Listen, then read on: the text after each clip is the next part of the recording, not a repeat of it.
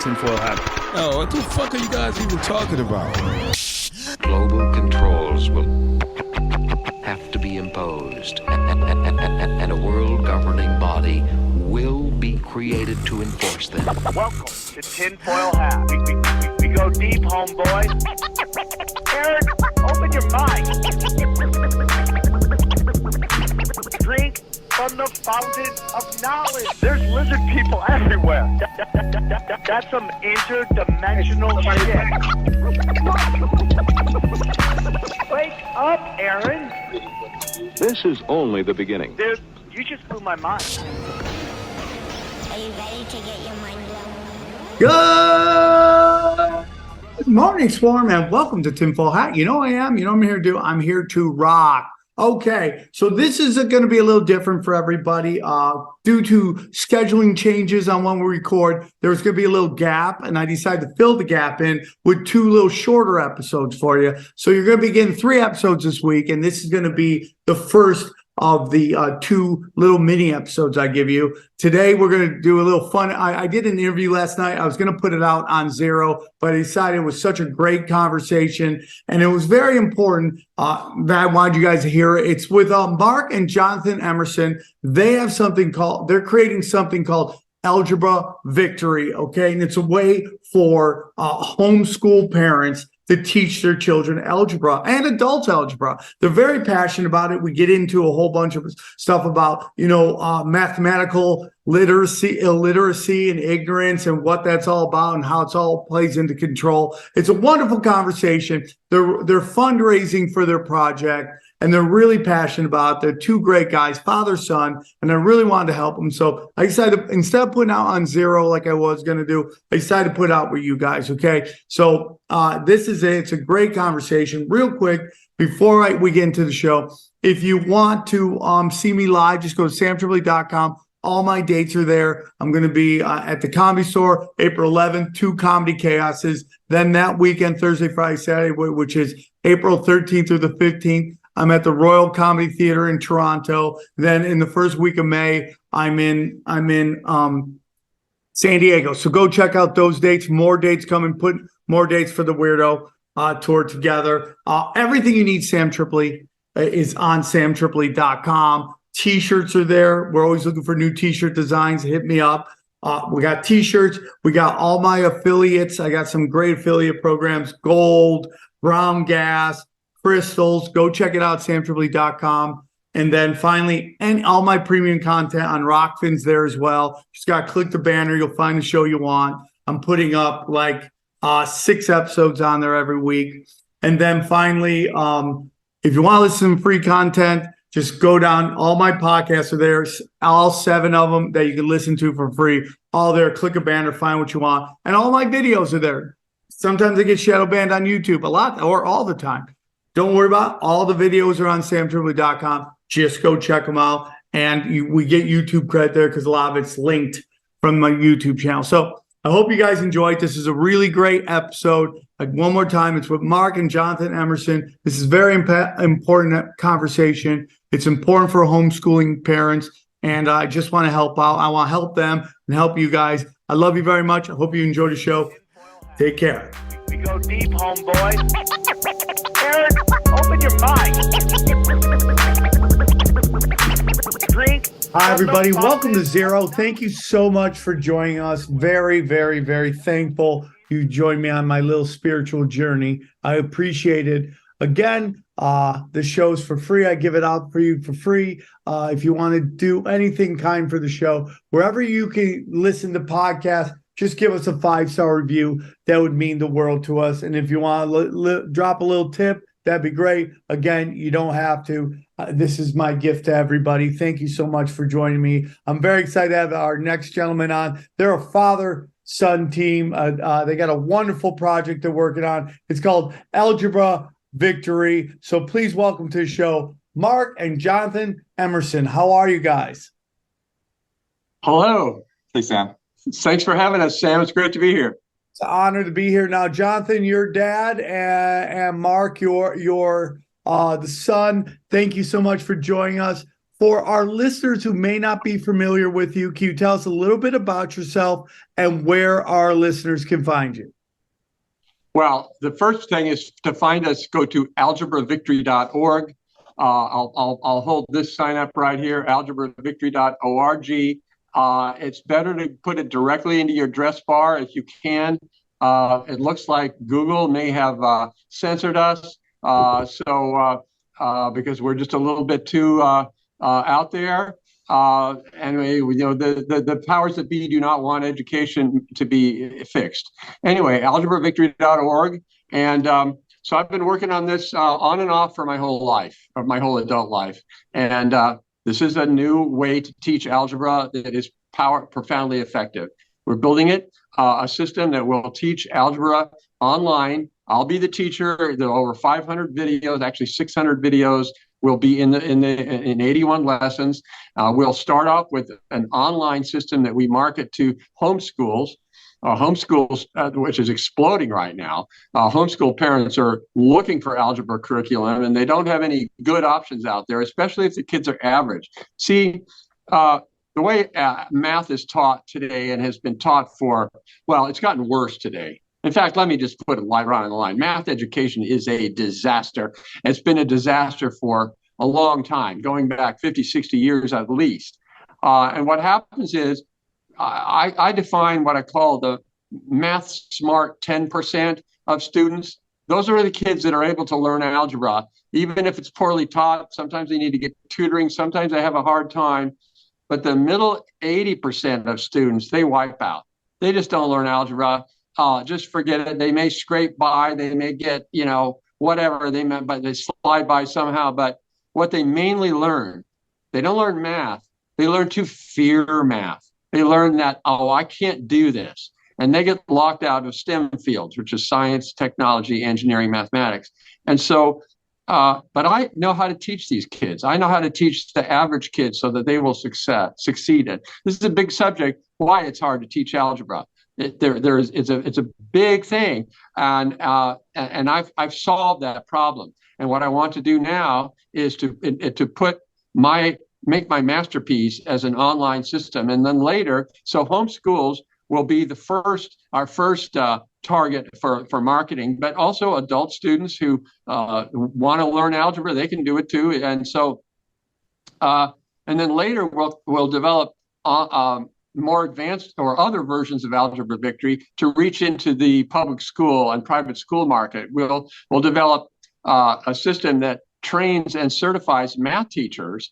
And so a math teacher at some high school somewhere, and we'll market this to math teachers. They can like, oh my goodness, I can go get continuing education credits, which will increase my salary, and become an Algebra Victory certified teacher. And then we lobby the school districts to accept this. And then they will buy Algebra Victory systems for their students to use in the classroom. And now, instead of me teaching algebra, I'm there in the background, but now the teacher suddenly is empowered, and their students will love their class. They'll become really outstanding teachers, and they'll be successful teaching the average kids. This will bring job fulfillment and joy to these teachers. A lot of whom they get very frustrated because the kids don't learn it, and they're given textbooks that are bad. They're never trained how to teach math. They get education courses in university that are basically worthless, and so all of a sudden they will be empowered to be effective at teaching algebra. And there's a lot to it. There's a tremendous amount to it. So that's where we're going with this. And we need help. We need help from people, and we'll talk about it. There's 7 ways people can help, and we'll get to that in the right time. So I don't want to dominate the conversation here. No, it's totally fine. And I love what you're saying. And, this is a very spiritual show. And I think what you're talking about right here is a spiritual war, and part of the spiritual war. And that is that they are trying to keep us ignorant. You're right. When you're ignorant, you're easily more manipulated, and you fall for the tricks a little bit more. And so when you say, because, my parents were both teachers, and, they really cared about their kids. My father took a lot of pride in teaching children business and learning how to run businesses. And he would take us from our very small little town in upstate New York, and he would take us to Toronto, Canada. And it was the first time a lot of those kids got out of the little city and learned that there was a big world out there, and they learned how to run a business. And that's very important. But nobody wanted kids to learn that. Why aren't we taught these things in school? Why aren't we taught business? Why aren't we taught math properly? Why aren't we taught spelling and reading and all that stuff that's very important? They're getting rid of cursive. Why are they doing that? All this is law. All that. Law. What's that? Law. Yeah, they're getting rid of all They've never that. taught law. Why is that? And I think, I have a very good friend. Sam, there are two issues here. Okay. One is the tyrants, the cabal, if you will, the globalist elites who are trying to destroy our civilization intentionally. They want everything dumbed down. And that is a big problem. It's not the only problem, though. And let's say, talk about not teaching cursive. It's not because the educators don't know how to teach cursive. Cursive was taught very successfully for hundreds of years, or reading, or arithmetic, but not algebra. Algebra. This is not just from the tyrants. This is not just from them. This is a deeper problem. And this problem existed, 50, 60 years ago, when there wasn't so much influence of the cabal, and educators were more sincere about teaching. But the problem is in how do you teach the algebra to average kids? It's a big, that's a big thing. So we have two battles to fight. So we're going to focus on algebra first. There are a number of reasons why we're doing that. By the way, before kids can take Algebra Victory, they have to pass an admission exam in basic arithmetic. We will later create a course in basic arithmetic, but there are plenty of resources out there for learning basic arithmetic. And there are literally tens of thousands of elementary school teachers out there who are quite competent at teaching basic arithmetic. But algebra is another story. I agree with you. Homeschooling is very important. Like I was saying, a good friend of mine who helped change my life, she is starting a school here, in a homeschool school here in Los Angeles. So I'm going to pass on your stuff to her and see if that might be able to help her with her group. I think last time I talked to her, she had like 30 kids, and it was going. Wow. It's a very important thing. Let me point something out. Algebra Victory is not ready yet.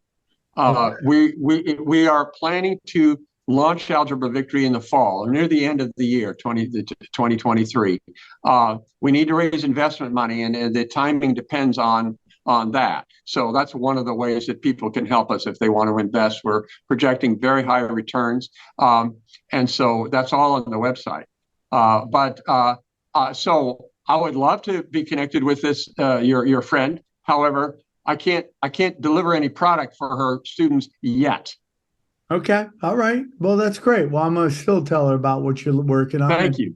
That when it does happen, it will be something that she will look out for and love to do. And people can go to the website, and they can. That's one of the 7 things. If you have a homeschool, or you want to enroll in Algebra Victory, you can contact us and go onto our mailing list, so that when we're ready, you'll be notified.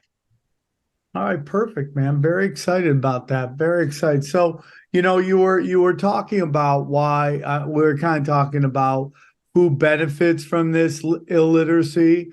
Who do you think benefits from people being ignorant and mathematically illiterate? Well, the people who are creating all these hoaxes and on scams and puppets in government that just want us to go along with the program and don't ask questions. You're banned, you're censored if you ask questions. And most people, they don't have the mathematical sophistication to actually look at, read the science and have a realistic perspective of what all that stuff means. Is this, oh wait, all this research is actually a bunch of garbage that was funded by people who have interest in it. Yes. And they're evil people. It's a fraud.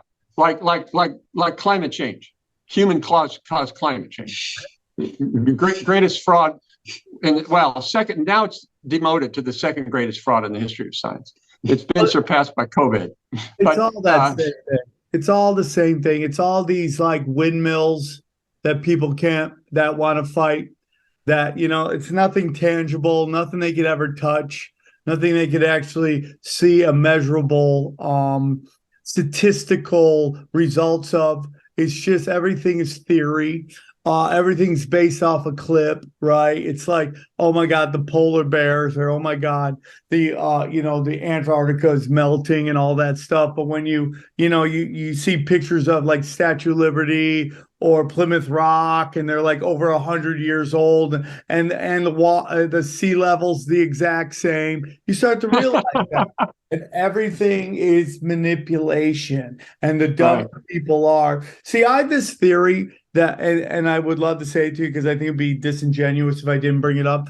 But my theory is that people aren't getting dumber; they're just getting saturated in useless knowledge, right? So So it's like people don't know algebra, but they know who the Kardashians are dating. And like 100 years ago, nobody knew any of that stuff because all we had was a newspaper, and there was a little bit more integrity back then, or maybe a lot more integrity. But now we're just getting inundated with stupid, and we're drowning in it. Absolutely. Absolutely. Kids can't multiply anymore, barely. So what Algebra Victory, when we teach algebra, we teach logical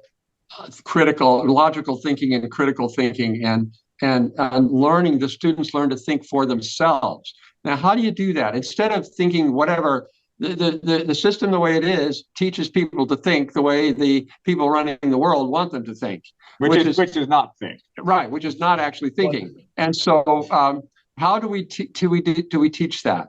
The algebra is true, but it's not true because I, Mark Emerson, am your teacher. I have a degree in mathematics from UCLA, and I wrote the Algebra Victory course. And so therefore, what I tell you about algebra is true. No, that's not what it is. The algebra is true all by itself. The algebra is true, is absolutely true. The algebra has God in it. And so what I do is I teach the students, and I do this hundreds of times through the course. I lead them to a point where they look at something and they go, oh, I see. Wow, that is so cool. And now they get it. Now they own it. I took them and they saw it. It's like I led someone to a hidden waterfall. And then I said, look, and they go, wow, so beautiful. I didn't make the waterfall. Okay, I just knew the path to get them so they could experience it for themselves. And when they do that, they realize now they have a frame of reference, the algebra, which is immovable. It's absolute. It doesn't depend on people's opinions and anything like that. If someone comes along and tells them something ridiculous, tries to make them something that's false algebraically, they'll look at that and go, you're wrong, or you're lying to me, because they know better. And so that's the kind of thinking that we need to build in people. It's actually easier to do it with algebra than just about any other subject.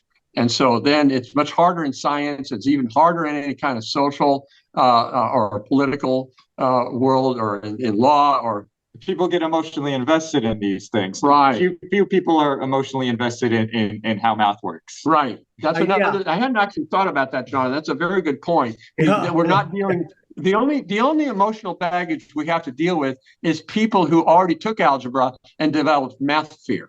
So I have to wash away the math fear. But if I'm dealing with kids the first time, that's not an issue. Yeah, I totally agree. The mathematics, there's no emotions to it. It's a set result based on a set of rules, and that's why I love it. And that's why I think it's great. Now, I'm not the greatest in math, I'll be honest with you, but this has my interest, and it's something I will check into. I have two daughters. They're both 3 years old, and I'm ready to start figuring out how we're going to make them super ninjas. One is super analytical, the other one is a juggernaut. So it's going to be interesting to see how we get both of them to pay attention to stuff. But I am very, very, very interested. And Mark, your dad, right? Mark is dad. I want to make sure. Yeah. I'm the dad, Mark. Okay. So you know what, man, I just turned 50, man, and I've been on kind of this journey for. Congratulations. Thank you. I love it. I'm blessed. I'm one of those people that are enjoying the entire journey. You know, and I sit there and I just think of like where we are in our society, and like you have so much wisdom, and there's so many. Like last night, I'm a recovering alcoholic. I went to a sober stand-up comedy show in a giant theater last night. There was like 500 people at the show, and it was such a blessing. And I was able to sit down with the guys who started the show almost 30 years ago, and they're now in their 60s. And I sat down and I got to listen to them talk about how much what they did, why they came up with this show, and why it was so successful, why it lost its way, and now why they're getting it back. And I just think of our society right now, and how what I call cultural Marxism. Some people call it college Marxism, whatever it is, but there's so much that's going on that is detaching older generations from newer generations. And that, again, is being done by the powers that be, because All intentional. all intentional. They don't want to help you have a running start. Why their children get all the benefits of a running start. They don't want the masses children getting the benefit of a running start, and like all the wisdom that gets passed down from generation to generation to generation. And again, with math, you cannot do that. But with culture and entertainment, when they make the Little Mermaid black when she was white, and I don't really care. Given by itself, it really doesn't matter. That's just a fictional character. But when you put it all together and all the times they're doing it, you have to ask yourself, why is this being done? And it's being done so that your younger generations don't have the knowledge of older generations, and they all have to start with a new set of knowledge. And that is dangerous, because it is beyond dangerous, Sam. It's deadly. They actually are trying to ruin math. There's some people. Bill Gates actually endorsed this, that math is racist, if you can believe that.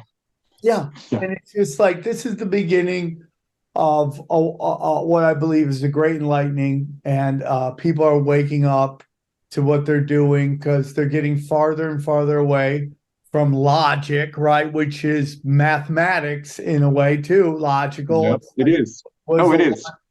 So they're getting farther and farther away from this, and they're looking more and more ridiculous. And, it's like, I think most people just want to live their life and let those, I'm a spiritual man. I've got my heart in my life, and, everyone can do whatever they want with whoever they want, with consenting adults. That's not my thing. But, what's being done is Malachian, Luciferian, dark arts on purpose to corrupt and destroy. And I'll take difference with you.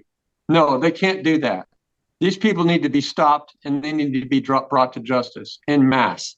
No. Tens of thousands of people need to be arrested, and some of them, well, I won't go into much detail, but very great retribution has to happen. They're committing extreme crimes. No. I think I just so we understand where I'm coming from. What I'm talking about is people want to live their lives, right? As long as you're not hurting people, and particularly that's children. the point. That's what you didn't say before. Okay, yes. Yeah. As long as you're not hurting anybody else. Yes, I agree with you wholeheartedly on that.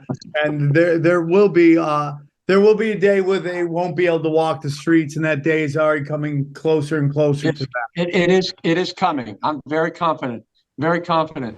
Hey, everybody, real quick, I want to tell you about our friends at Manscaped. That's right. Manscaped is here with the deal you can't pass over this Easter season. They've got the tools to give you the beautiful decorated eggs of your dreams. Just because it's Easter doesn't mean it's okay to hide those bad boys behind all the tall grass. So make sure your downstairs lawn is mowed. Get yourself feeling as sweet as candy by going to manscaped.com and getting 20% off plus free shipping with the code TINFOIL. I like to shave down there. You know what? You shave down, you look good, you add an inch. I need every inch I can get. You know that, and I know that, okay? I got to lose weight, and I got to shave down, okay? That's what we got to do.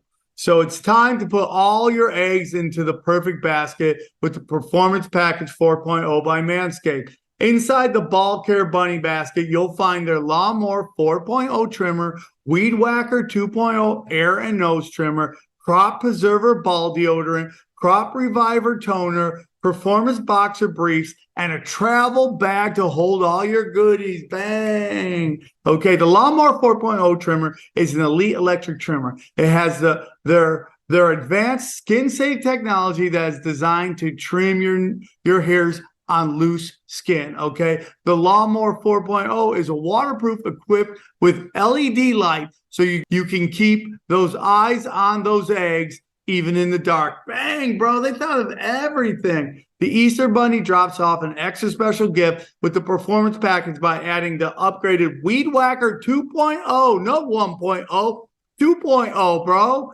Nose and hair trimmer, which helps reduce nicks, knacks, tallywhacks, and tugs in those little delicate nose and ear holes. Thank you. This package comes with, oh, dude, this is great. Yeah, and there's more. This package also comes with their Crop Preserver ball deodorant and Crop Reviver. I don't even know what that does, and I want it, okay? Crop Reviver ball toner, I'm all about that, dude. Yeah, you heard it right, dude. This is ball deodorant that will change your life. Get in there, dude. Just get in there, lift it up, and lay it down, dog. April 1st is Easter. April is Easter, but it's also Testicular Cancer Awareness Month. Manscaped has partnered with Testicular Cancer Society to bring awareness to testicular cancer, men's health, and early cancer detection. Damn, dude. Manscaped is committed to raise awareness for the most common form of cancer in men 15 to 35 and give support for fighters, survivors, and families implicated by testicular cancer as part of their We Save the Balls initiative. Thank you, Manscaped. That's very nice of you for working on testicular cancer. All right. It's not funny, man. Okay. So here's what I need you to do. Save 20% off and free shipping with the code TINFOIL at manscaped.com. That's 20% off and free shipping with the code TINFOIL at manscaped.com. HOP into the hop. Oh my God, I said that. Hop into the best deal of the year with Manscaped. Hoppity, hoppity, hop, hop, hop. Hippity, hop, hop, hop. I would like to talk a little bit more about Algebra Victory. Yeah, let's get into that. So sure. why is algebra so difficult to teach? And what makes Algebra Victory so exceptional? Okay, so algebra, we can think of it like a mountain. Students approach this mountain. It's a steep mountain with an overhang, and you can see pictures of it on the website. I don't have one to show you right here. And the kids in the Math Smart 10%, they're like climbers. They're able to climb up that mountain. You got to get to the top of the mountain. Then you can pass the final exam. Then you've mastered algebra. And the middle 80%, they can't climb. They give up. They sit in class. They try to pay attention. They don't understand. They open the book. It's gibberish. They try to do the problems. They can't do them. They take a test. They fail. And then the teacher starts telling them, the teachers don't know what to do. The teachers don't know how to solve the problem. And then the profession and the union start getting teachers to accept the idea, well, it's not your fault, it's the student's fault. Okay, you didn't study. You didn't work hard enough. Okay, you didn't pay attention in class. And these are all, well, they did for a while until what was the point of paying attention in class, because it wasn't making any sense. And so and then they start saying, well, you're not smart enough, or you have disability or whatever, or you shouldn't be taking this class, and this has long-term emotional devastation. That's not the problem. The problem is that no one has created a trail. These kids need a trail up the mountain. And that's what Algebra Victory is. It's a trail up Algebra Mountain. They have to work hard. They have to huff and puff. It's a year-long course, 81 lessons, and they have to at least 2 hours a lesson, and they have to hike, huff and puff, take breaks along the way, but they will see that they're making progress. So I'm up to here now. I've got to go to this next switch back here, and step by step, they'll see their progress, and they will get to the top. And then they will feel a real sense of accomplishment, a sense of self-confidence. Wow, look what I did. Look at this final exam. I can do all these problems. I understand this stuff. This makes complete sense now. This is really awesome. And this builds tremendous intellectual strength in them. It deepens their intellect. And even if they never do another algebra problem, they have developed intellectual skills that they will take wherever they go for the rest of their lives. But it's necessary to actually learn it. If you bump through a class and only learn to fear it, you get no benefit. You get a negative. So now there are 3 reasons for Algebra Mountain. Arithmetic is a prerequisite to algebra, but there are 2 parts of arithmetic. There's basic arithmetic and there's advanced arithmetic. Basic arithmetic is whole numbers and operations, add, subtract, multiply, divide, including long division. And advanced arithmetic is fractions and decimals. Now, if you take all of that, that's usually taught over a period of about 5 or 6 years, let's say 6 years. There are about 300 concepts, facts, and skills that students need to learn in arithmetic. And you spread that over 6 years, that's an average of about 50 concepts, facts, and skills per year. Then comes algebra. Now, in algebra, there are about 5,000 concepts, facts, and skills to learn. So suddenly, there's a triple whammy. The first whammy is wham. They got way more stuff to learn. And the second whammy is they got to do it in 1 year. So instead of going, 50 per year, if you take 5,000, that's going to be that's 5,000 is 100 times more. It's 100 times faster they have to learn. And the third whammy, arithmetic doesn't involve any letters. In algebra, we have X and Y and A and B and C. What are the letters? There are lots of people who went through algebra and they never understood what the letters meant. And if you don't understand the letters, you completely don't get algebra at all. So this is why Algebra Mountain is there. Now, how do you teach all this? It's not straightforward. I've developed a technique over many, many years at which we now will, once we have our investment money and we hire a team, we're going to hire a team and we're going to put this together into an absolutely fantastic online program. So now about arithmetic. It turns out that it's easier to teach the advanced arithmetic, the fractions and decimals, with the algebra. So I actually include that in Algebra Victory, which means that they only have to pass an admission exam in basic arithmetic.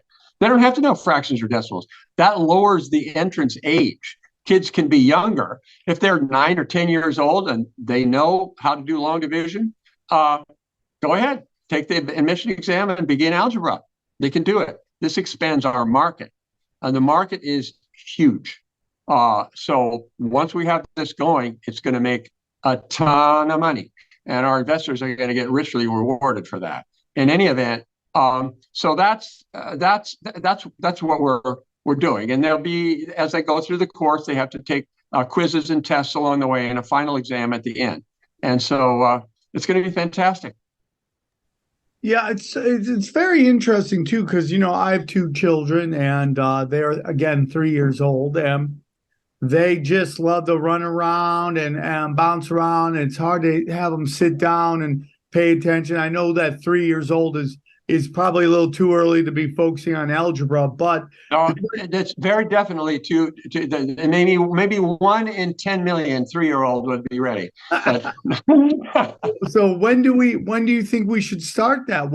What should we do? What are the basic building blocks that people need so we could start learning to master algebra? Well, you need building blocks. Use building blocks and count them. Exactly. You said it right. Do they know how to count? Can they count to 10? Yeah. Oh, yeah. They're wonderful. Can they count to 100?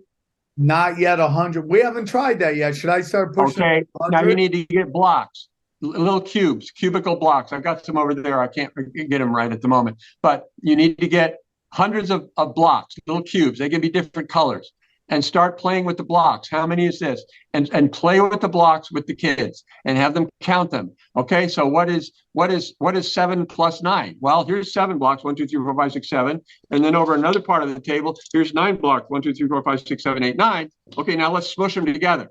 So that's addition. We smush the two groups together. Now count them. How many are there? Well, they're going to be 16. They'll discover that. Oh, well, you know what that means?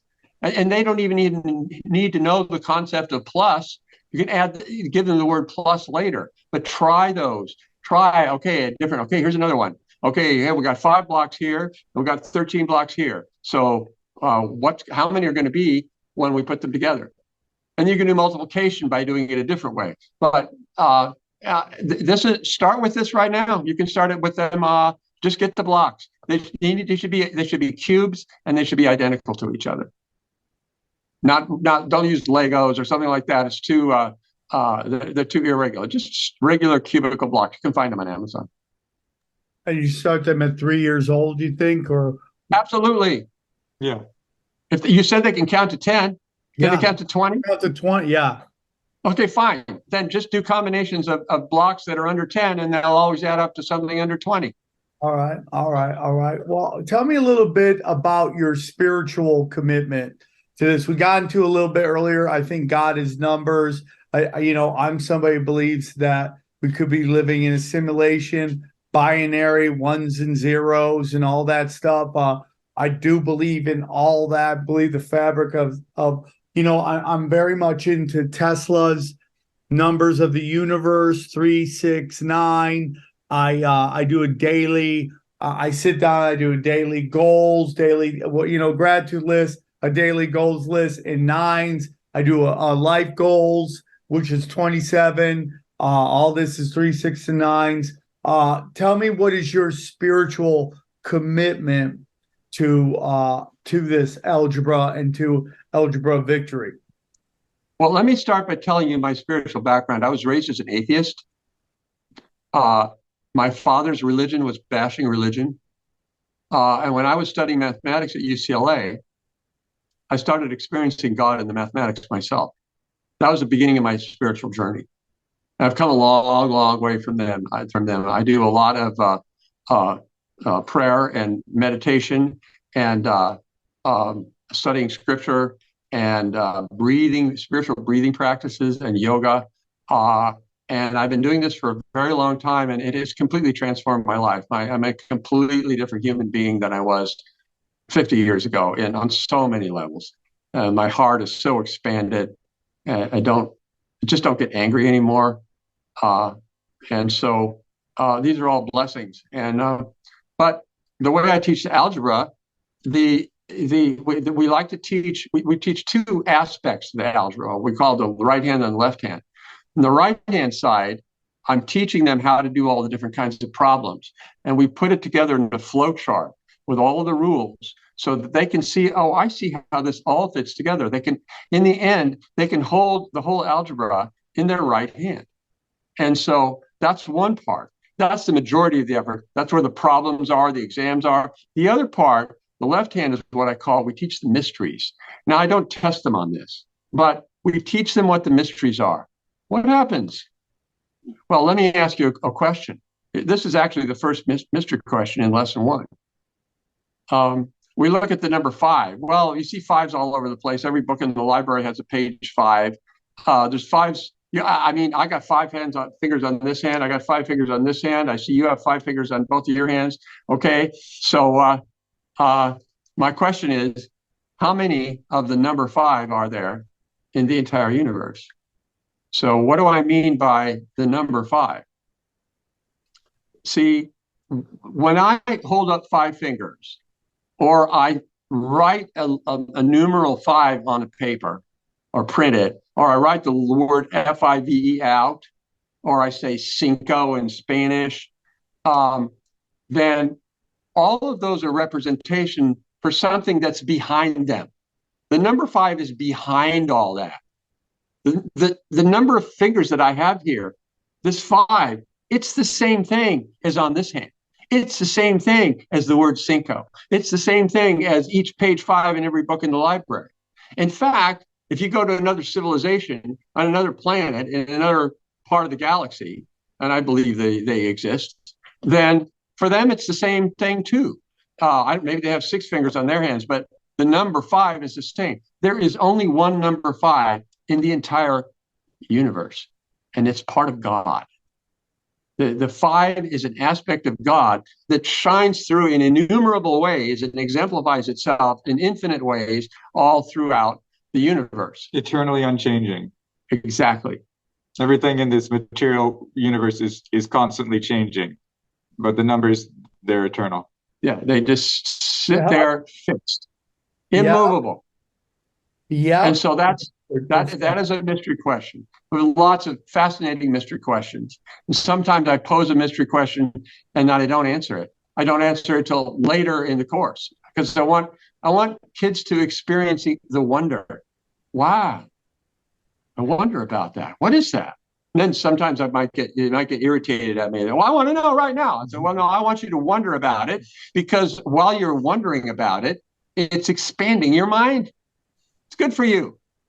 It's good for you to have questions whose answers you don't have immediately and sit with them and wonder about it. And then later in the course at the right time, okay, let's go look at this again. Oh, and then we weave these things together in the course. It's very important. And this helps the students to experience the divinity in the algebra. Some of them will, some of them won't. But the ones who are more sensitive, that are more spiritually ready, will start to experience the divinity there. And that's very beautiful. And this is something that was more, traditionally in Western civilization, obviously, only the higher class would be educated, going back a couple hundred years, and they would learn not just strictly, you go into this one subject and become an expert. They would learn all the subjects, and the theology was tied in because they were all, Christians or Catholics, obviously, and so these deep mysteries and theological implications in the mathematics was part of the discussion. And these great mathematicians in history, you probably won't learn about it in a public school, but some of them were, theologians and talking about how to prove that God exists and all these fascinating ideas. And there was also a rich culture in ancient India that wasn't Christian, but they were very spiritual. And they also had some advanced knowledge of mathematics in ancient India as well. Many ancient cultures. Yeah. Much of the Abrahamic religions go all the way back to Hinduism. There's a lot of connections between that as well. And I completely agree with everything you're saying. Now, Mark, I got a question for you, and we're going to get back into algebra. But as somebody who was an atheist, but now has God, what is your biggest evidence for God, for you, in that made you change the way you see? Because I'm a lot like you. I've never been an atheist. I've always believed in God, but I had a problem, let's say at some points, with organized religion and the inserting of a man between me and God and all that stuff. And now I'm very okay with whatever makes you a good person and treat people well, make the world a better place. I'm not into telling people how to live their life. I can only do mine and my connection with God. And I practice abundance, which is I give away. I love to help other people. I try to do it every day, multiple times a day. But, I've had people talk to me and they're like, I'm an atheist. And I've had discussions. I won't debate God with people because I'm not really here to convince anybody of anything. I think that's your own personal journey. But as somebody who was an atheist, what do you think is the strongest evidence for God, or what made you change your idea of who we are and where we are and why we're here? Well, it's an absolutely fantastic question, and I'm not sure how I'm going to answer it. So, the most important aspect is that I experience God. I can feel the divinity within me and within the environment in which I I experience miracles. I experience prayers being answered, sometimes not as fast as I would like. It's a very personal relationship. And it didn't come from anybody telling me this is how it is. It just evolved as my own experience as I went deeper and deeper into my consciousness, especially through meditation, so some advanced meditation techniques, and being around highly developed spiritual beings. By the way, regarding organized religion, I have a spiritual teacher who's a very advanced being from India, who he likes to say that religion is like the banana peel and spirituality is like the banana. The purpose of religion, when done right, is to protect spirituality and to help people to develop spirituality. But there are a lot of people running out in the world hanging onto the banana peel, and they don't even know the banana exists. They're just running around with the banana peel and whatever they're doing. And so we need to recognize that these different religions, if they're legitimately founded, that's their purpose, is to get us to develop and grow as spiritual beings and become closer and more integrated with the divine, which is our birthright, because we actually are divine beings. We are children of God. And so the question is, how awake are we to that? And that takes development. It takes maturity. Aren't you going to mention you discovered God through calculus?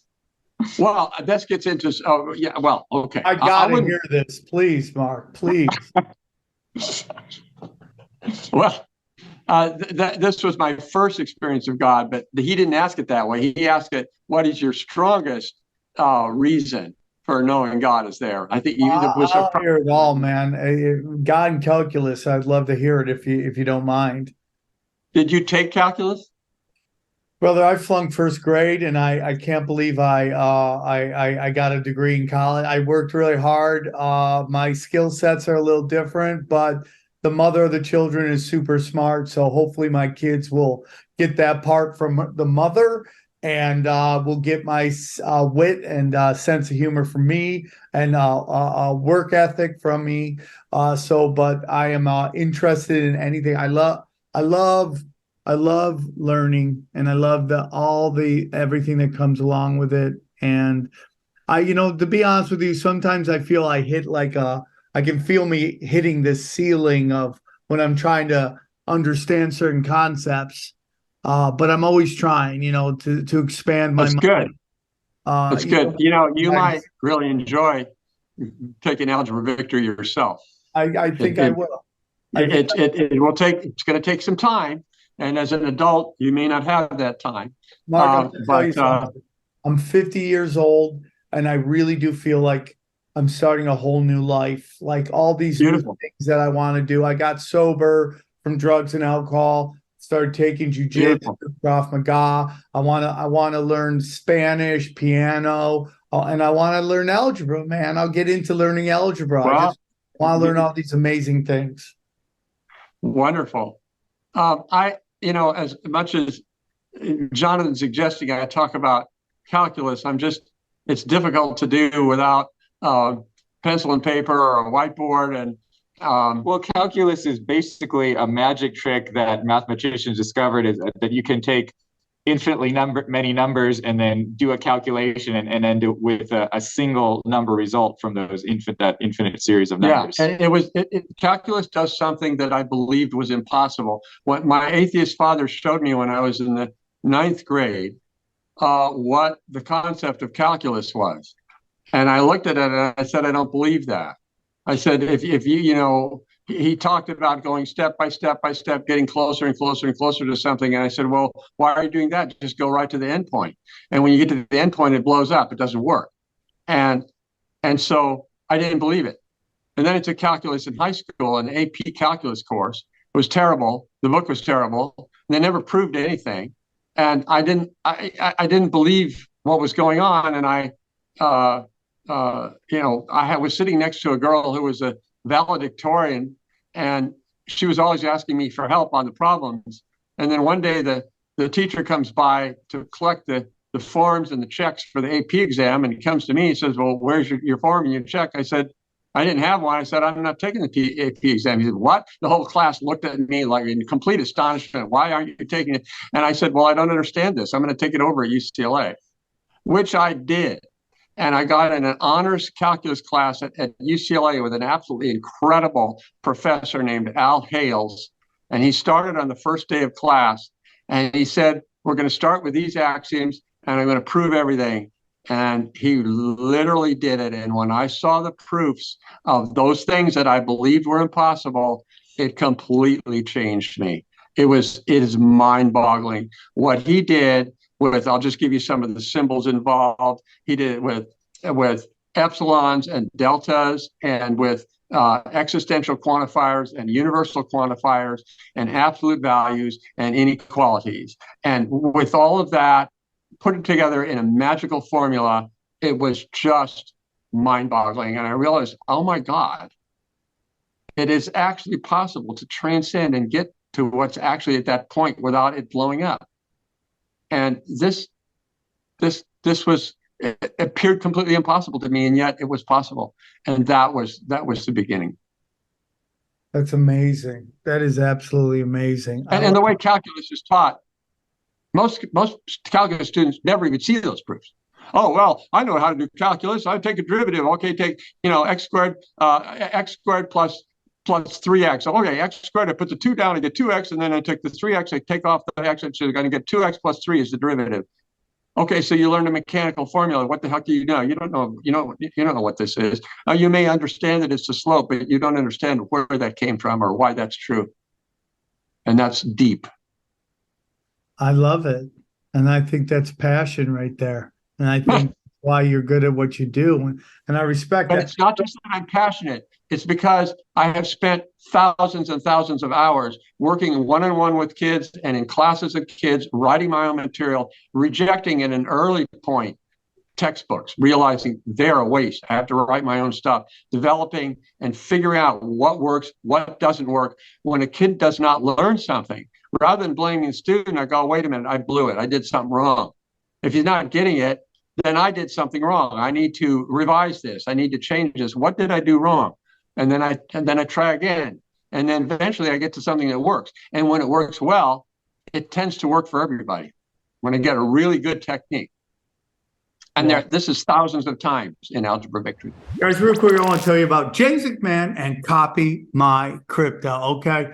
Listen, we've seen so many people making ridiculous money from crypto, but did you know it's easy for you to do the same? That's right. The Copy My Crypto membership site shows you the coins that YouTuber James McMahon personally holds and allows you to copy them. It's like having a big brother who knows what he's doing. You don't need to know a thing about crypto or how to invest, as you simply do what he does. So let me tell you about James. He runs a Crypto with James YouTube channel, which despite heavy censorship has over 26,000 subscribers. Since March 2020, he told his viewers to buy 26 crypto coins. Had you put $100 in each one, it'd be worth over $123,000. Damn. Of the 26 coins, his top pick of the year, a coin called Phantom, went up 692 times from when he said. That one call alone retired a number of people, including guys in their 20s and 30s. Remember, this is public knowledge. You can go to YouTube and verify this yourself. So if you'd like to join the over 2,800 members who copy James, then stop what you're doing and head over to copymycrypto.com/TFH. That's copymycrypto.com/TFH. That's TFH as in tinfoil hat. Okay. You'll not only find proof of everything I've said, but my listeners get full access for just $1. Okay. Once again, that's copymycrypto.com. The recession is here, guys. You can suffer like everyone else or choose to thrive. James is the real deal. Go visit his site now. I was going to tell you guys we're going to do, we hit, but I have a plan. So I just stick with me and trust me on this. And I think you guys will be very happy. So We're gonna go a little longer. Trust me on this. So, talk to me about how security regulators serve as gatekeepers for the establishment. Tell me a little bit about that, including the explicit discrimination in favor of millionaires. Securities laws, yes. Yeah. Securities laws are indeed the gatekeeper. What are security laws for those who may not be familiar with that? If you want to start a business and raise money from investors, then if you don't know, you will soon find out that you are going to be bumped up against these laws that most people never have any contact with. They're called securities laws, and they regulate who can sell and buy securities. And the rules are tough. And what they do is they make it easy for rich people.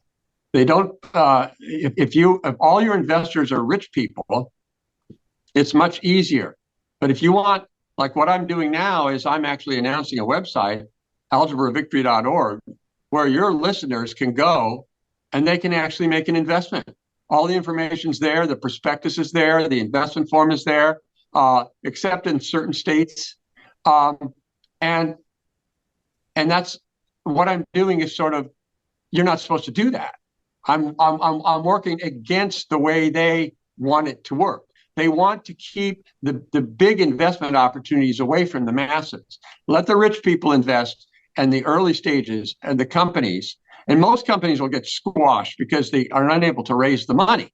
But if some do and they become successful, then what happens is the rich people want to get out, or at least sell part of their investment. And so then they go and they do something called an initial public offering, an IPO, where they put the stock on the stock exchange. And then that gets a big hoopla about that. And then all the average people, all the middle class people, they talk to their stockbrokers. Oh, you can get an IPO, and now you're going to buy stock when the rich people are selling.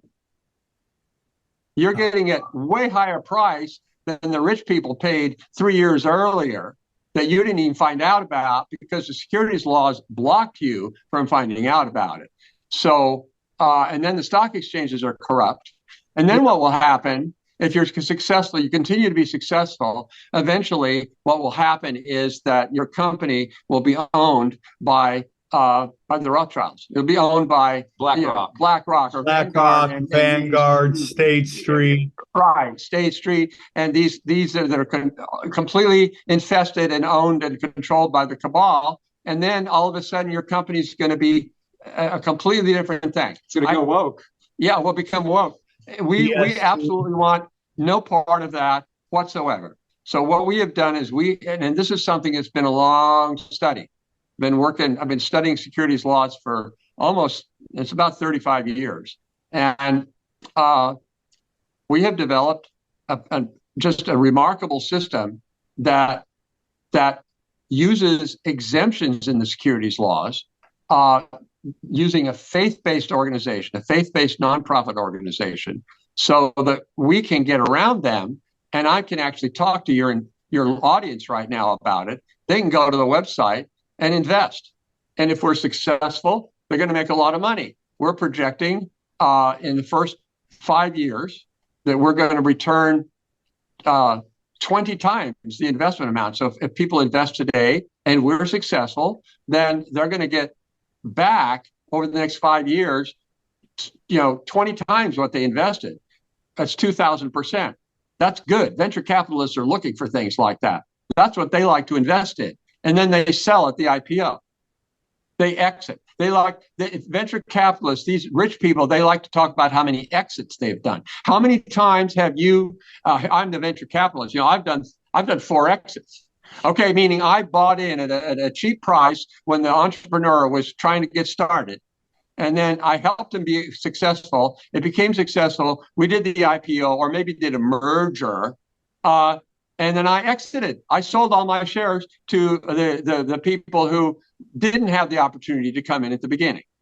And I got completely out. And now I brushed off my, coat. Okay, now I'm ready to do another one.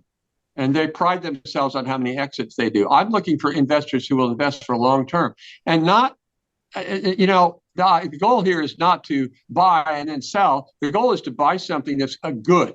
buy something that is going to transform mathematics education, which is a long-term project, and then we will throw off money every quarter.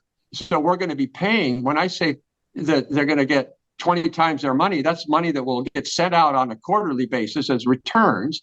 And the way it works is the returns are paid from sales. So in each quarter, we look at how much revenue has come in from our sales of Algebra Victory and other products. Later, we'll do geometry and other things. And then they get a part of that based on how many, well, we call them charms. They invest in things called charms, how many charms they purchase.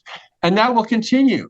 And that's what they should do. If they need to sell their investment, there's a way to do that. But we're looking for people who are in this because, hey, if you've gotten 20 times your investment back already in 5 years, why don't you just keep, because it's going to get more and more if we keep growing. So so the securities laws force a paradigm. They're like handcuffs on entrepreneurs. They're forced to do things a certain way. Now it's very interesting because they what they do is they make us think they're trying to protect us. Exactly. Yeah. Exactly. They're making it so that nobody else can compete with them at that. Right. That's exactly right. Now, it's legitimate. Some amount of investor protection might be legitimate. And what we go by is, look, I want to be completely honest. I want to disclose as much as I can. There's some secret things I cannot disclose because some of the details about Algebra Victory, because we don't want the competitors to find out. But our prospectus is long. It's over 100 pages. There's an enormous amount of disclosure in there. And so people have the ability to make an informed investment decision. And we disclose the risks. And so you have to balance the upside, 20 times return in 5 years. That's the upside. The downside, there are a lot of risks. So maybe you'll come out and maybe we'll return 5 or 10 times the amount of money in 5 years. I don't know. But or maybe we'll fail. If we fail, then it's possible. But I don't think so. I've been working on this my whole life. It's my God-given mission, and I don't believe that God has it in me to be failed at this point in my life. I need to deliver this to the world. So then the securities laws, they also one of the reasons they do this is because if they're small companies, small entrepreneurs that have ideas that threaten technologies or markets of big corporations, the ones that are owned by BlackRock and so forth, they don't want that competition. So they want to kill those, and they kill them off by securities. Kill them or swallow them. Right, or they swallow them and then bury the technology. And so it's all very evil. So to the extent they claim they're protecting investors. On the other hand, but really they're just saying you're too dumb to take this risk unless you're a millionaire. And if you're a millionaire, you're smart. That's how they think. Rich people are smart. People who aren't rich are stupid. And so we think that's a complete sham. And so another thing is, what did the securities laws do to prevent the crash in 2008 or the crash that's happening about now? Because there's massive fraud going on in the big companies. The big companies are committing all kinds of fraud. And what are the securities laws doing? They're violating securities laws, but they get away with it. And yet the small entrepreneur, they'll come down on a ton of bricks, like a ton of bricks.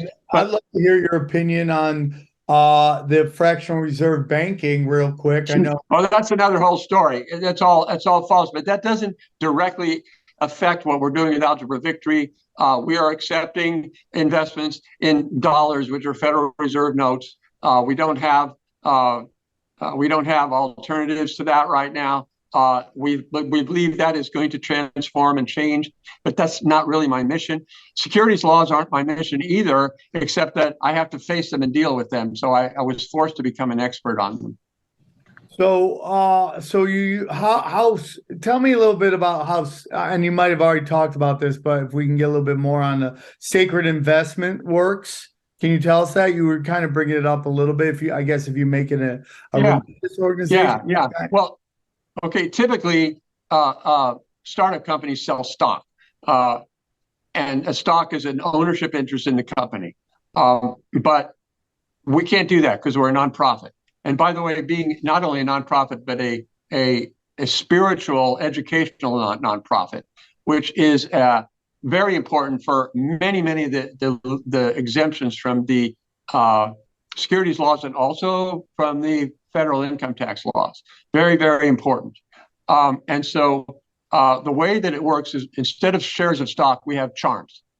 And if you invest in Algebra Victory, you will purchase charms. The name of the company is Educational Empowerment Corporation, and Algebra Victory is the name of our first product. So you purchase charms, and the way the charms work is that whenever we sell any products, periodically, probably quarterly, then we take a portion of the sales and we pay that out on the charms proportionally. And so that means that it's an expense to the corporation. We're not a nonprofit, cannot do what's called inurement. We cannot see a stock dividend. If we had a stock and we're going to pay a dividend, it has to come from what are called net earnings. That's prohibited in a nonprofit. The 501c3 inurement rule says you can't pay any shareholder or person out of net earnings. But nonprofits can pay their expenses. Expenses are before net earnings are calculated. That's how we do it. And so that's how we will repay the investors. And also investors have to, before they invest, they have to join our organization called Legacy of the Angels. They have to become angel members of that, which is free and it's easy. They just have to take a vow that they are going to live their life in service of God, in the spirit of love and peace and joy and compassion and generosity. And so that doesn't mean they have to be angels. And so that means when they get their investment returns, they're going to use their money in ways that are good. Now you can have fun. Angels have fun. Okay, they can buy property if they do good things with the property. They can take care of themselves and their families. They have to do that. But the job of the angel is to go and spread spiritual light and love and joy in the world. Doesn't mean they don't get upset or sad sometimes, but that's their job. And so if they're connected to God, they will be doing that. And so that is consistent with the legal system that we have set up here. And we call the whole package sacred and investing. So it all comes back down to the First Amendment, because we are religious, spiritual beings expressing devotion to God. The government can't get in our way if what we happen to be doing in our devotional service involves investment and education and all these things. They can't touch us. He's referring to the first two clauses of the First Amendment, which has 6 clauses, which are the 2 religious clauses. Congress shall make no law respecting an establishment of a religion. That's the first one. Or abridging the free exercise thereof. That's the second one. Free speech is the third one. Then press, freedom of the press, and then freedom of assembly. And the last one is to petition the government for a redress of grievances, which is the right to file a lawsuit. Did you know the right to file a lawsuit is from the First Amendment? I did not know that. It's the last. It's number 6. There's 6 clauses in the First Amendment, and it's the last one. The right to petition the government for a redress of grievances. That's what you're doing with a lawsuit. You're asking a government judge to make it to redress you against a grievance you have against somebody else. So let's explain the difference between the stars and hearts. Oh yeah, there are 2 kinds of charms. There's stars and there are hearts.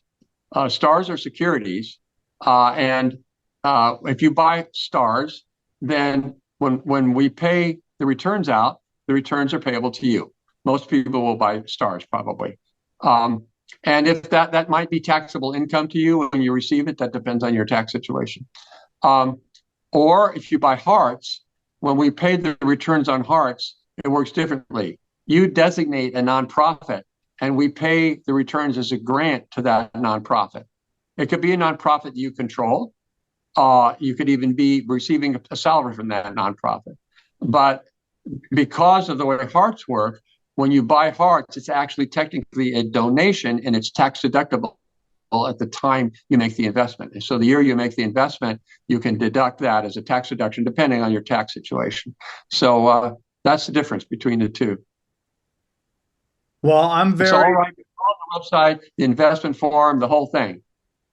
so it is algebravictory.org. The final question, and I'll let you guys go. And I'm so thankful, you guys.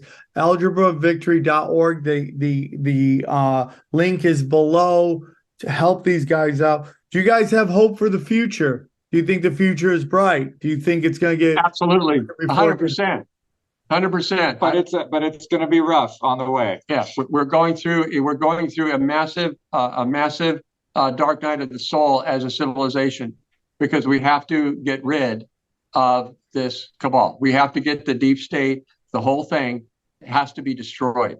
And just like, when you became sober, you had to let go of a lot of demons in you that were being fed by the alcohol. And letting those out was a very unpleasant process, correct? Yes. You went through you could call it withdrawal, whatever it was. You went through a lot of pain and difficulty as you were struggling to get rid of that garbage. Well, this is what our whole planet is going through now.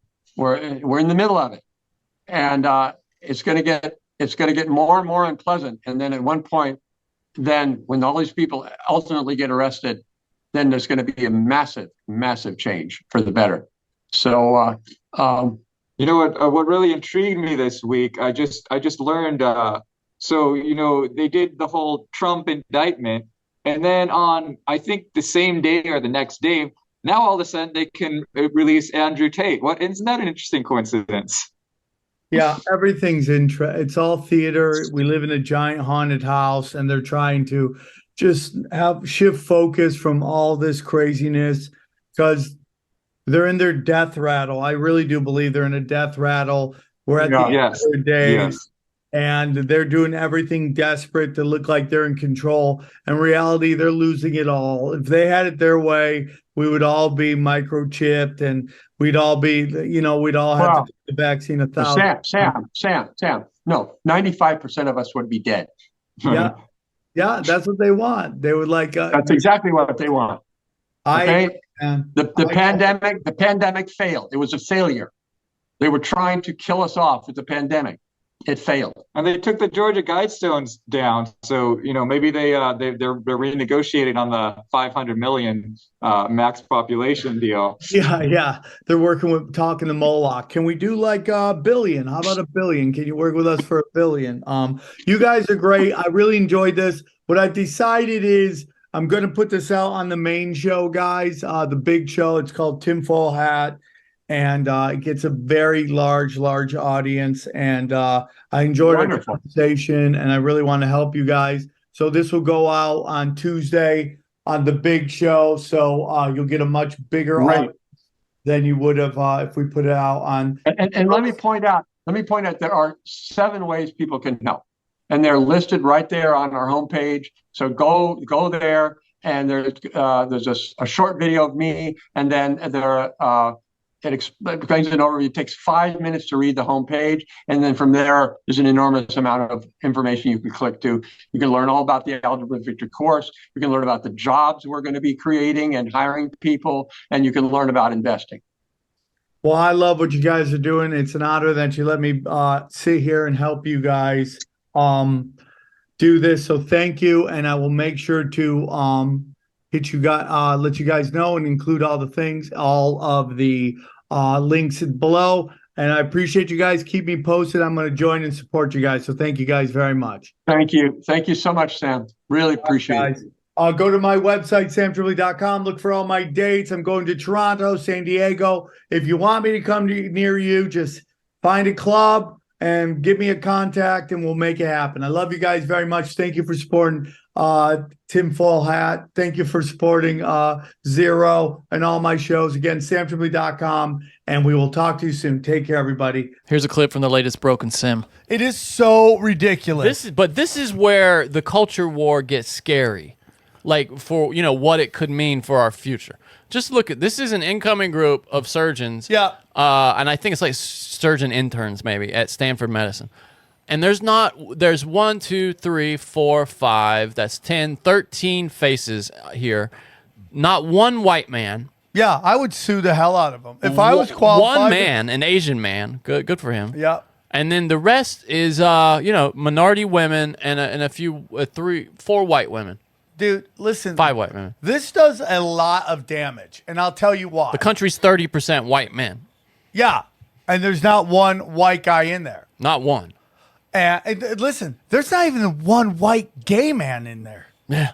Like, even the gay white guys are getting screwed out. Not even a female to male trans. Yeah, it's ridiculous. So, this is what this does, dude. First of all, what you're saying to me, Stanford, these are your highest testers. Now, I'm not saying that's not true.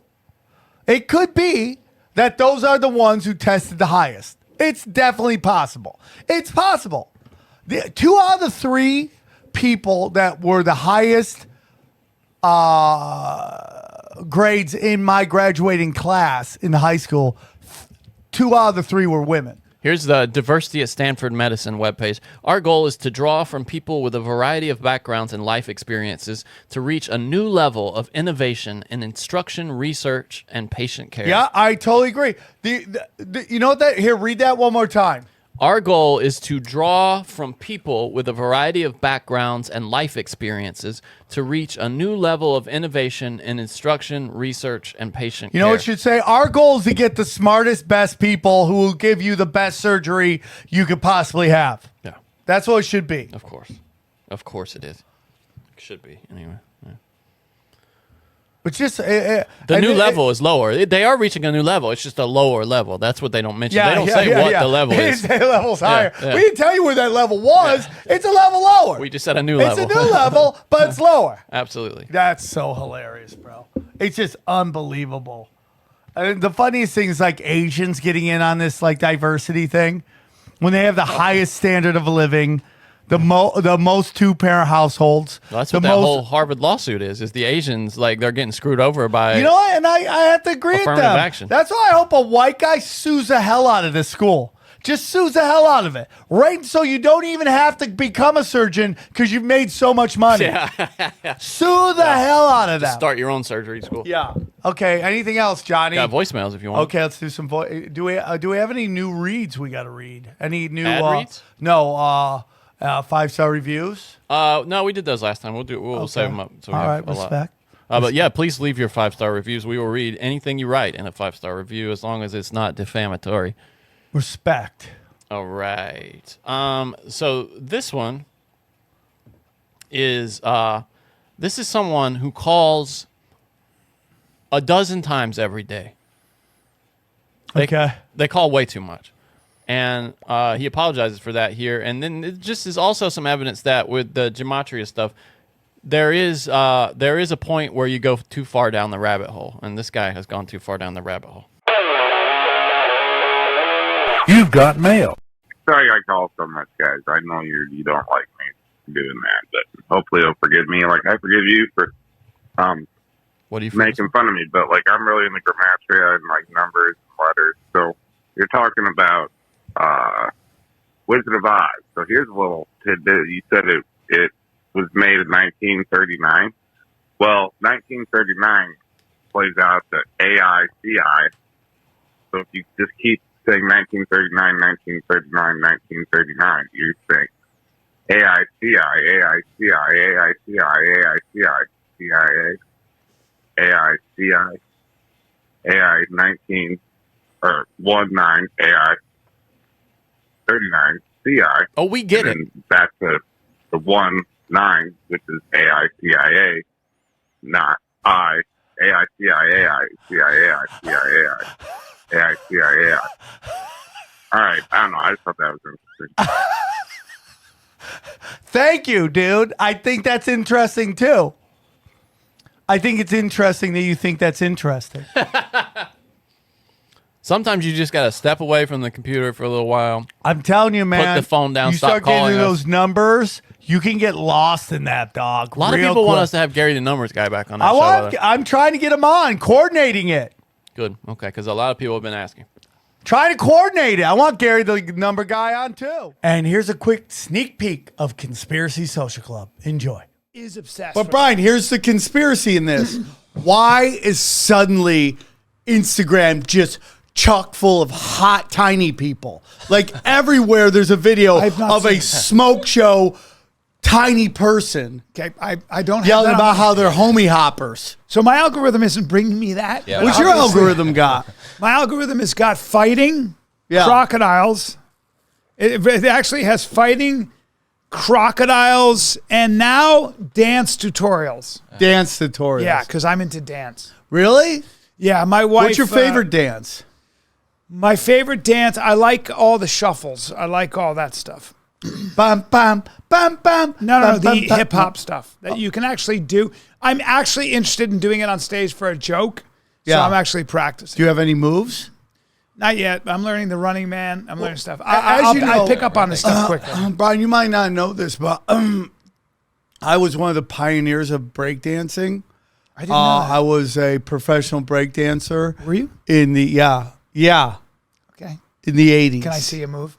I was mostly a top rocker, okay? Top rocker. Yeah. Means what? Yeah, a lot of this, bang, bang. Not a lot, Top rock, not a lot of acrobatics. Just well, more hand I movement. wasn't the best at the windmill. I'm going to be honest with you. I just wasn't good at it. I know when I see you you walk into a room, I don't say that guy should be doing the windmill profession. Some people, we were known as the HDI breakers, okay? The HDI breakers? Yes, we were sponsored by the Holiday Inn. What does the HDI breaker mean? We were sponsored by the Holiday Inn. They got us Kangos and tracksuits that we breakdance. We're breakdancing in. That's incredible. Yeah. Congratulations. So, but the reason I bring it up is because my new algorithm now on like YouTube, I watch it a lot, is breakdancing videos. Small people. No, not tiny people. That's on Instagram. Okay. On YouTube, a lot of breakdancing has gone insane. Yeah. Like they are defying gravity now. Mm-hmm. They're doing things you're like, how do you do that? Like 20 years ago, you'd be like, oh, you're going to snap your spine. Yeah. Well, human beings, if you can see it, you can do it. Yeah. You have to be able to conceive of it first, right? It's the famous story of Roger Bannister when he broke the 4-minute mile, which people thought was physiologically impossible. Within that year, I think 5 other people did it. Yeah. That's fascinating. Yeah. People went, well, if a human being can do it, I can do it. So you just have to be able to conceive of what it is to an extent. Are you guys familiar with the year of lead or years of lead? No, what is that? Can you give that a read? The years of lead, Italian, anni di piombo, is a term used for a period of social turmoil and political violence in Italy that lasted from the late 1960s until the 1980s. That was the Red Brigade, I remember it.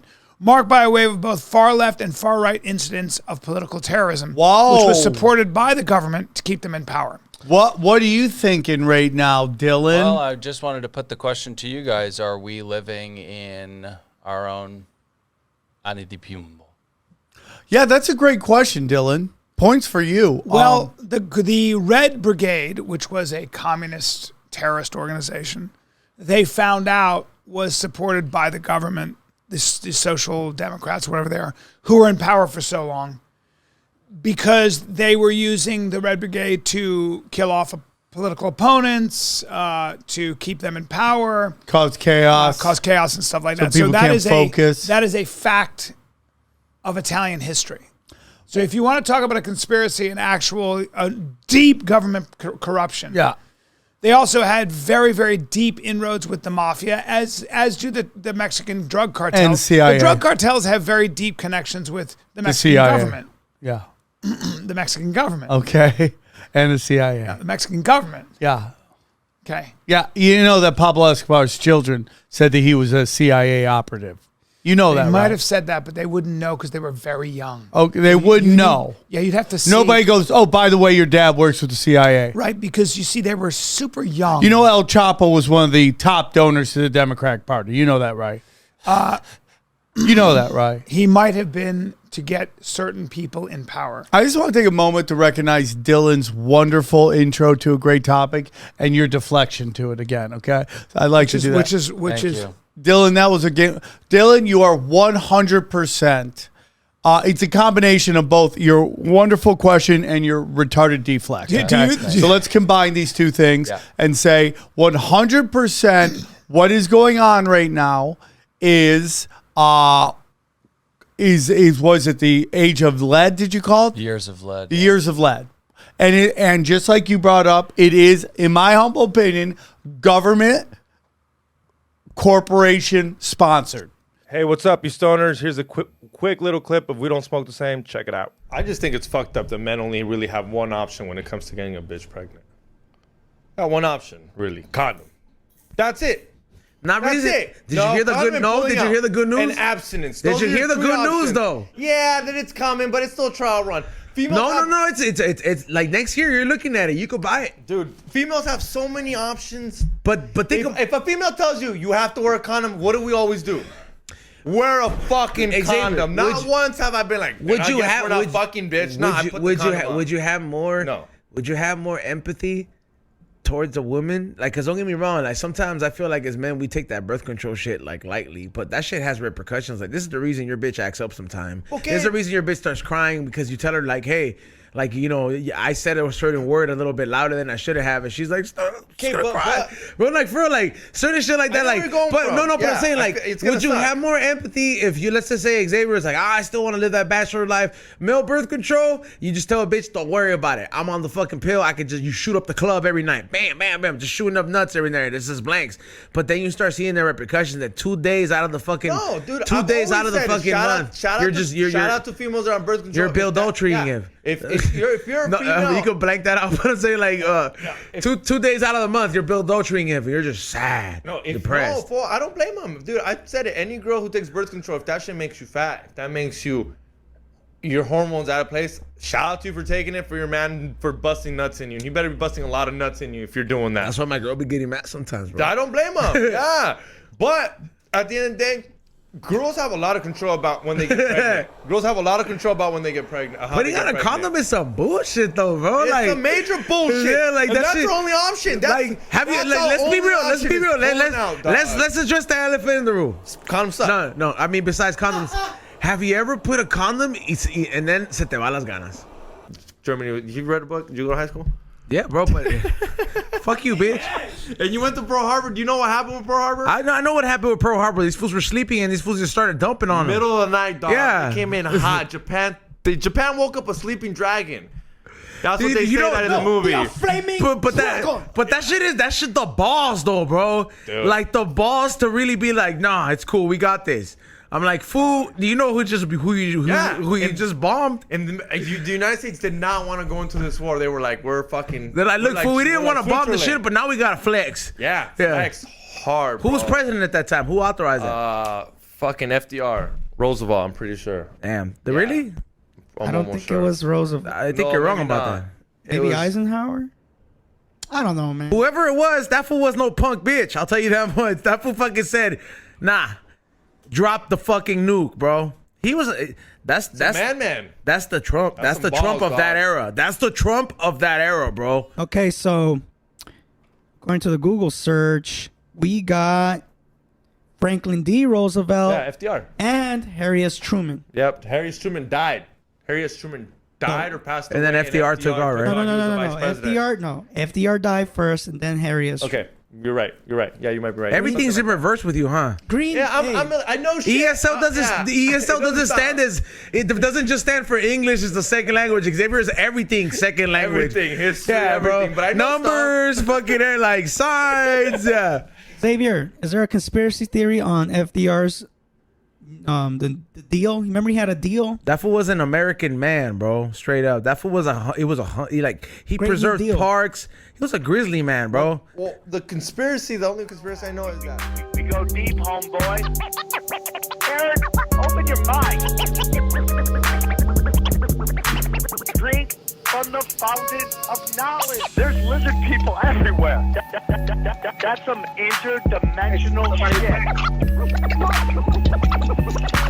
Wake up, Aaron. This is only the beginning. Dude, you just blew my mind. Tinfoil hack.